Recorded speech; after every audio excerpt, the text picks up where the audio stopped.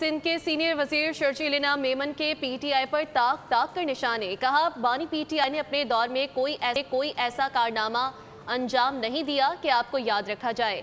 तहरीके इंतशार ने कोई बड़ा कारनामा अंजाम दिया, ना कोई जमहूरियत की खिदमत।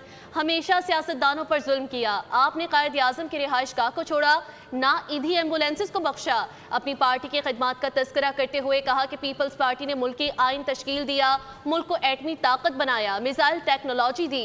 जमहूरियत के लिए जुल्फ़िकार अली भुट्टो और मोहतरमा बेनज़ीर भुट्टो समेत कई बड़ी कुर्बानियां पीपल्स पार्टी ने दी हैं।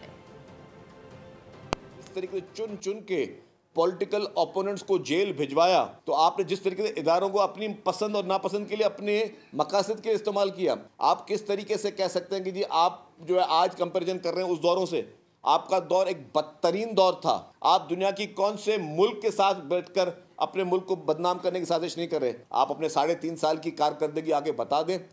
मैं पीपल्स पार्टी के अदवार की कारकर्दगी आपको बताने के लिए तैयार हूँ। कायद अवाम शहीद जुल्फ़िकार अली भुट्टो साहब के कारनामे मुझे किसी को रिपीट करने की ज़रूरत नहीं है। एटमी ताकत बनाने से आईने पाकिस्तान देने तक हर बड़ा काम पाकिस्तान पीपल्स पार्टी ने किया है। शहीद मोहतरमा बेनज़ीर भुट्टो साहिबा की जिस तरह शहादत हुई, क्या मुल्क में हालात थे और पूरे मुल्क में जो आग लगी हुई थी, प्रेसिडेंट आसिफ अली ज़रदारी साहब उन्होंने कहा कि पाकिस्तान खपे। सब्सक्राइब करें और बेल दबाएं ताकि कोई खबर रह न जाए।